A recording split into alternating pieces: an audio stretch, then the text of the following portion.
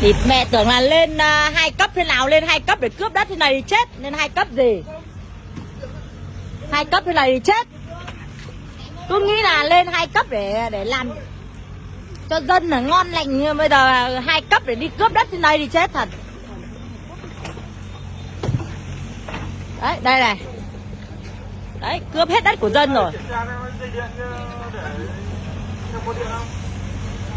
Bảo chúng mày cứ để đấy, đéo phải khênh. Gọi người ta khác khênh. Yếu khênh để sụm lưng à? Về mất làm việc à? Cứ để đấy, khác có người làm.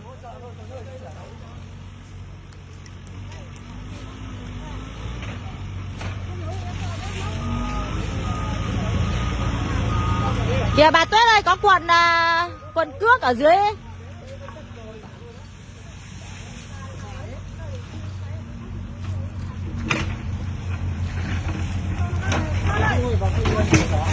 Không phải khênh, cứ để đấy.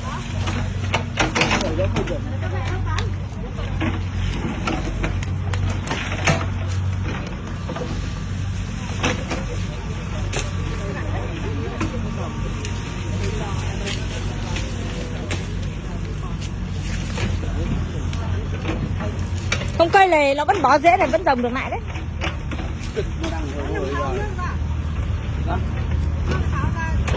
Không, nó đi xuống dưới.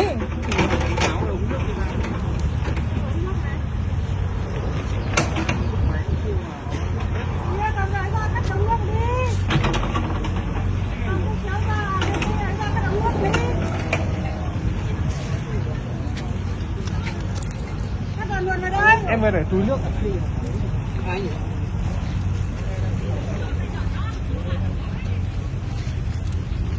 Thế này mà bảo công an bảo vệ dân thế này chết. Công an này cho người đi cướp đất của dân nữa. Ra bảo vệ người dự án để cướp đất của dân. Đấy, đấy công an này. Đâu ai cấm tôi. Đây tôi quay video không ai cấm được nhá. Tôi nói các anh thế, không ai cấm được tôi quay video hết. Không phải ra ngoài, chỗ này là đường ruộng nhà tôi, tôi phải đóng tiền đây này. Không ai được cấm quay phim chụp ảnh hết. Tôi không làm gì cả. Các ông đây là tranh cướp đất của chúng tôi. Bây giờ đường tôi bảo đóng tiền bằng thật, tôi làm mà các ông lại bảo cấm chúng tôi. Cấm làm sao được? Cấm nào được? Nhà tôi có ruộng đấy, tôi phải đóng tiền đấy. Tôi mới có đường để đi đấy. Các ông đừng nghĩ là đường này là đường của các ông. Đường tôi phải góp tiền đấy. Chị cứ đứng bên ngoài này. Đây đứng ở đường đây, tôi chả đứng đâu cả. Tôi đứng bên ngoài thoải mái. Thế đây ngoài dây rồi, dây của các anh tận kia chả liên quan gì đến cả. Công an mà làm bức xúc cho người dân như thế này à?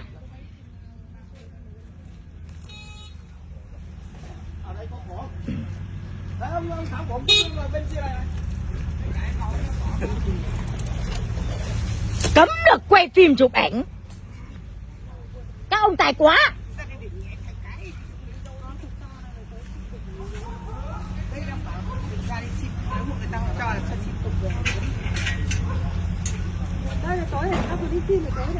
Đây này, chèn ép dân đây này. Chèn ép dân để cướp đất của dân. Đây này, ruộng này, cái bãi này người ta chưa lấy tiền đây này. Đấy. Đây cưỡng chế người ta này. Đây này, nhà cửa phá hết của người ta này. Người ta khổ hơn cả chó luôn ấy. Các ông cứ ngồi trong mát mà ăn mà liếm. Đấy, cái nhà người ta đang mưu sinh đây mà bây giờ cuối cùng người ta phải ra đường ở này.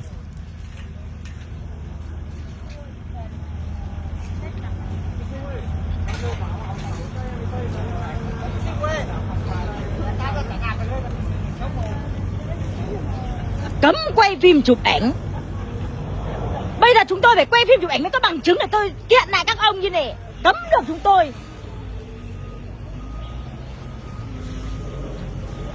Đây đều công an phải làm thuê hết cho cái bọn dự án này này. Đấy, công an mà phải làm thuê cho mấy cái thằng dự án đây này. Đây này, những cái thằng dự án đây này. Đấy. Đây làm thuê những thằng dự án đây này. Đấy, đây công an này. Đây các ban ngành luôn đây này. Phải làm thuê cho dự án đây này. Đấy. Đấy, đây là đang cướp đất của dân đây này.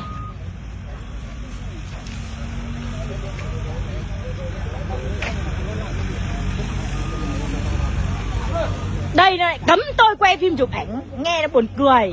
Sai sai kiểu gì.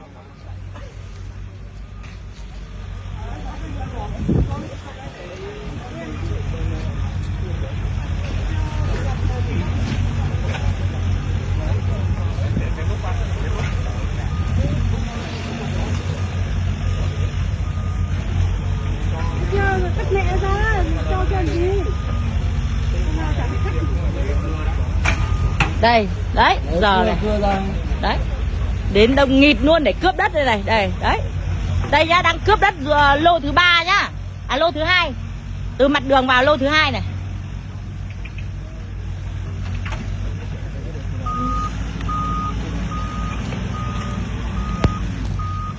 Anh ơi, cái này của em có chuyển đổi đất trồng cây lâu năm, em cũng đi qua xuống làm việc với ban dự án rồi em. Thì nó cái tiền đấy thì em đã nhận tiền chưa? Em chưa nhận tiền mà kiểm đếm cây cũng đã kiểm đếm toàn cây lâu năm của em. Có để quên có quyết định mà. Em cũng gặp anh Hương rồi ạ, em đưa quyết định của xã rồi ạ. Nhưng mà từ từ nó đã bây giờ kiểm đếm cây dự án hết rồi. Mời nhận tiền 5 rồi. Nhưng mà bây giờ gia đình không đồng ý. Không phải là bây giờ em là cây lâu năm. Em giờ để đền bù nó phải cây cối, em có chuyển định quyết định của ủy ban xã mà có dấu mà chứ không phải là không đâu. Thì bây giờ cứ từ từ làm sao mà trồng cây lâu năm đã phê duyệt phương án rồi. Vâng. Phê duyệt phương án thì bây giờ là đền bù cho nó xứng đáng chứ. Vướng qua đây gì được. Rồi. Thế là làm việc với anh rồi. Nhưng mà nó chưa rõ ràng thì làm sao các anh vào cuốc ra như này được? Thì có biết bao nhiêu cây, cả cái giếng của em đào bao tiền ở đây này. Ở đây đào giếng không nói là vi phạm. Cây lâu năm phải đào giếng là tưới cây chứ anh lại vi phạm cái gì, anh nói chuyện chán thật. Đấy là còn đúng đấy, chuẩn đấy. Trồng cây lâu năm là phải có giếng để khoan giếng để tưới cây, đúng không? Đủ rồi, đủ hết rồi. Nói chung là thôi cứ mình bảo thôi chứ không ai chống đế cả. Làm cái gì nó đoàn hoàn nó đúng thì thôi. thôi, ở đây đi, đứng ở đây đi, đứng ở ngoài đấy. Nhà ấy nó ấy đấy.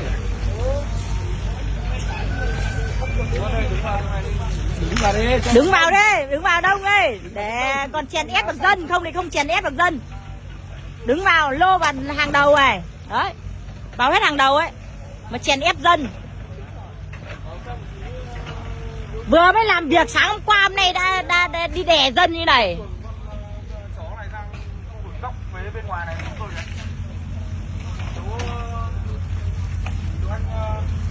anh Trung đâu nhỉ? Anh Trung ở chi hội nông dân, hội nông dân. Không phải, không người chúng em phải sờ để im đấy. Cứ để im đấy. Đấy, đây là cây cối chưa đâu vào đâu đã phá hết của người ta này. Đây là cướp đất chứ còn gì nữa. Đây, cướp đất này. Đấy, làm thuê hết nhá. Đây là toàn làm thuê này. Đấy. Bụng to, bụng phệ đều làm thuê hết cho bọn dự án này.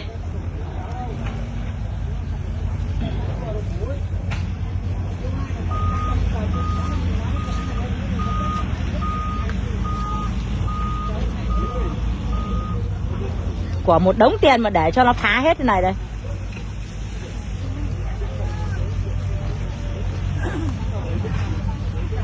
Năm lần 7 lượt đến ban đến xin cho người dân lấy tiền. Người dân người ta không lấy tiền là đè ra. Đường trường trạm không phải.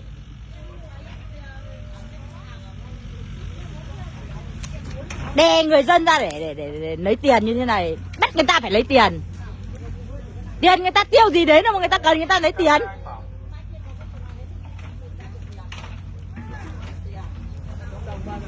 Tiền thì ai chả cần.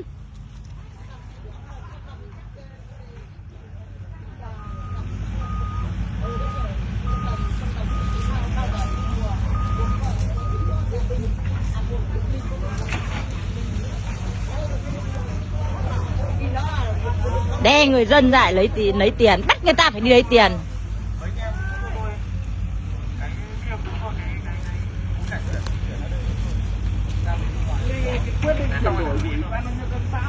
Cái này tôi sẽ Anh có thắc mắc gì anh đã làm việc với ban dự án nha. Bây giờ nó phải rõ ràng đã thì anh thích đây của tôi theo đúng kế hoạch tôi đang làm việc. Đây đúng quy hoạch quá đây. Em hiểu cái gì đâu. Em cứ để anh nói chuyện, anh có chống đối cái gì đâu. Bảo bác ra đây nói chuyện với người trong người ngoài em. Giờ bên anh lại bảo là cái quyết định này tác dụng. Đưa ra đi, quyết định đưa ra đi. Chó nhà ai thì kệ nó, cứ để đấy cho nó mát.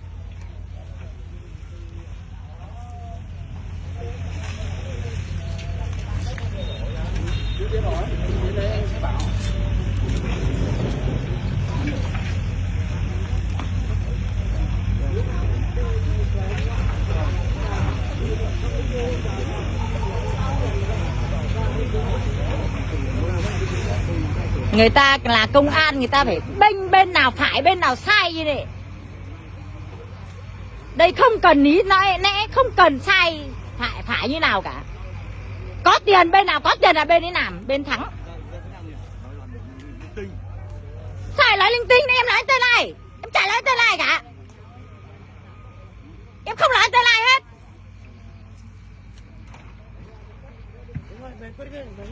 Bây giờ các anh cán bộ, các anh phải bênh vạch vực cho dân. Người ta lấy tiền rồi thì anh làm, người ta chưa lấy tiền thì anh chưa được làm.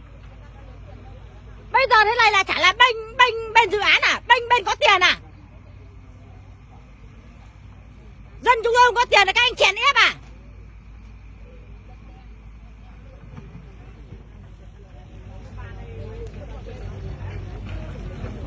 Đây giờ phá hết hoa màu cây cối của người ta như này này. Người ta chuyển đổi rồi đấy này, mà phá hết của người ta này. Đấy. Đây này, về cây vào. Đấy, để cây luôn. Đúng không? Dạ.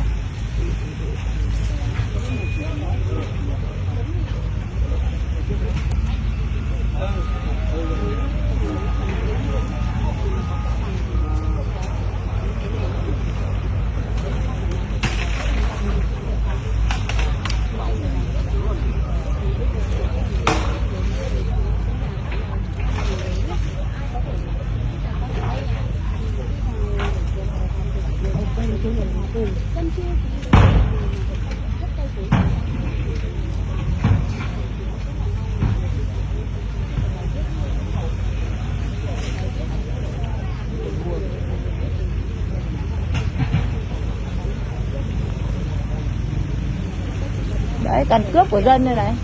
Bây giờ cướp hẳn cướp ngày không cần cướp đêm. Cướp ngày mới là giặc, cướp đêm mới nói làm gì. Cướp ngày là quan.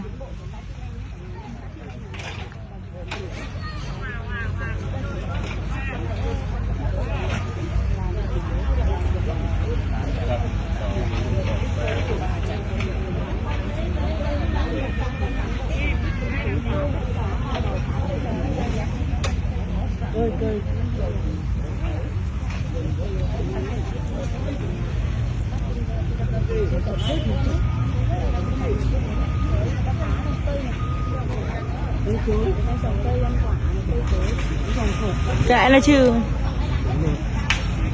Chị làm gì mà phải sợ. Sợ đéo chúng nó.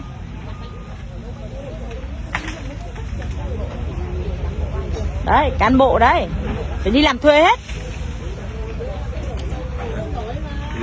Cái cán bộ chạy đi làm thuê à? Bác đứng xa dân ra. Bác này cứ thích đến người dân. Bác đứng xa dân ra. Em không chống đối, không làm gì, đứng đây. Bác cứ cái kiểu này. Này. Thế là đây bác đứng xem này. Đây đây người dân người ta đang đứng xem này. Mà đây. Đứng ra ngoài vòng người ta này. Người ta đang người dân người ta đang xem đây này. Gọi ra vòng người. Muốn ăn thịt người dân à hay nào? Ra vòng cho người ta này. Hả? Muốn ăn thịt người dân à? Người ta trong vòng này để người ta. Hả? Muốn ăn thịt người dân à? Em bác đứng đây bác cứ đi em này thế nào thế buồn cười. Thì bác cứ cái kiểu gì. Bác thì là cán bộ, em là người dân thường rồi bác này. Đấy, cán bộ đấy. Đây, cán bộ muốn ăn thịt người dân này. Ai ăn thịt? Ăn thịt. Bác. Thế đấy, thế không ăn thịt thì anh kéo tôi đấy. Không ai nói ai cả. Bác thế sáng là tôi làm gì? Hả? Ăn thịt tôi à? Bác cán bộ bác cứ đứng xa người dân. Ăn thịt tôi à? Cán bộ cứ sát vào dân để làm cái gì bác? Cán bộ phải xa dân nha. Cán bộ người ta phải bênh vực cho dân. Đây cán bộ như thế này á. Xa dân nha. Cướp đất của dân rồi lại muốn hạch sách dân à?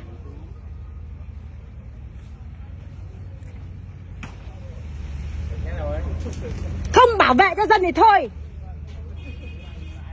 Người ta bảo vệ cái túi tiền của người ta đấy chứ chị. Ai người ta bảo vệ dân.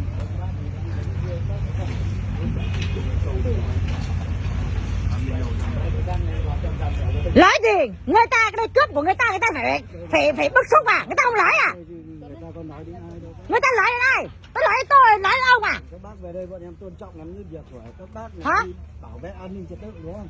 Còn đất cát đấy là của bên dự án như ai bọn em làm cái gì đâu, phá rối gây rối cái gì đâu. Ra chửi bới các bác thì nó là một điều.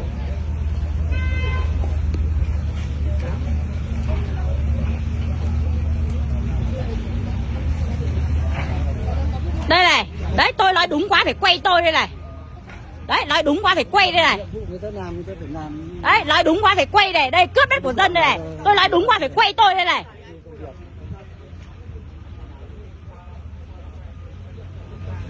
Ra lại hích dân. Tôi quay tôi liên quan gì đến các ông mà phải hích tôi.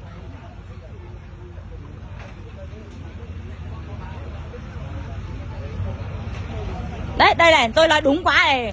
Có đồng chí công an phải đứng quay trực tiếp tôi đây này. Đấy, đây này, đấy. Tôi nói đúng quá phải quay trực tiếp tôi đây này. Đây này, đấy. Kìa, quay trực tiếp tôi đây này. Đứng gọn vào trong cái này.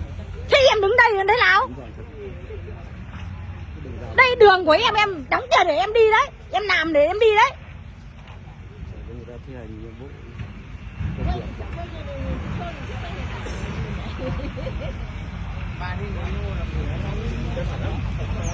Đấy, phá hết của chúng tôi rồi. 3 lần bể lượt vào nhà tôi để van lạy tôi lấy tiền. Tôi chưa lấy tiền mà bây giờ lại như thế này. Đè chúng tôi ra.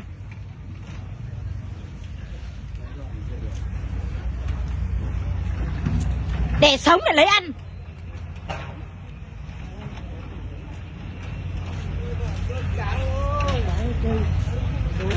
Đấy, cây cối người ta trồng hàng bao nhiêu lâu mới được như thế này. Người dân nào người ta chả bức xúc. Của nhà các ông có soát như thế không? Hay các ông có soát 10 như chúng tôi như thế này?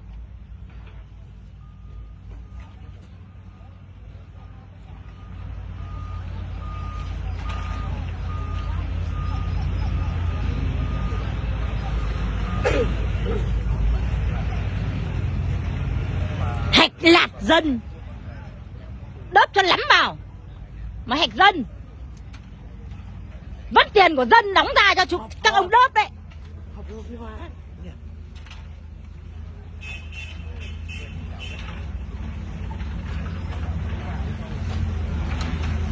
Là một người công an, người ta ít nhất ta phải là xem là bên nào đúng bên nào sai. Dự án nó như thế nào. Đây dự án đang mù tịt, đang lằng nhằng cả mà lại dám cưỡng chế người dân. Xong lại ra hích người dân. Thế là như thế nào? Làm thế đúng quá à? Đấy, cây cối người ta trồng như này này. Người ta chuyển đổi rồi đấy. Phá bằng hết.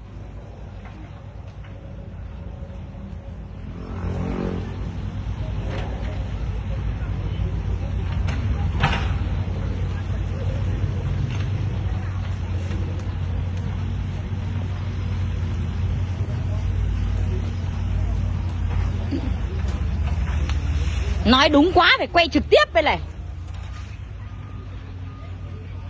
Không chị ơi, họ còn cấm quay phim, cấm chụp ảnh đấy. Cấm thế nào được? Ai người ta cho cấm quay phim, cấm chụp ảnh? Mình là người phạm tội còn đến công an còn được quay phim chụp ảnh kia còn. Thế sao họ phải cấm nhỉ? Cấm làm sao được? Em thấy biển này cứ cấm đấy. Sao có chuyện cấm được? Họ không muốn mình đi. Đây là nhà cửa người ta phá hết của người ta đây này. Đấy. Đây là cây người ta chuyển đổi rồi này, phá hết này. Đây là cây cối. Cây cối. Cán bộ. Đây là con phân này, bán đâu.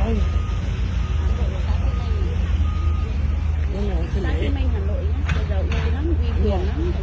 Đấy, lên bây giờ lên 2 cấp thế này thì giết dân rồi. Tức là sau khi sang nhập họ mới có cái quyền lớn như này đây, không cần đi ăn cướp luôn.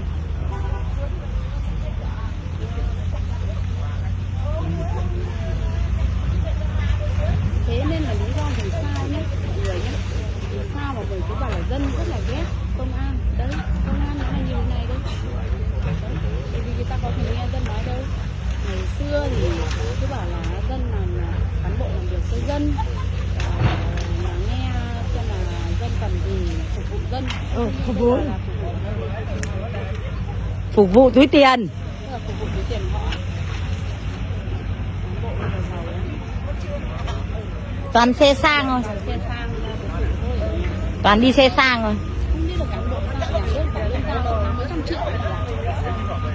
Mới đủ thì còn đi xe sang. Cán bộ sau khi lên Hà Nội nhất là ăn cướp đất của dân làm. Đấy, dân sổ có cho vay của dân chưa đồng ý. Đứng vào mát đi. Chưa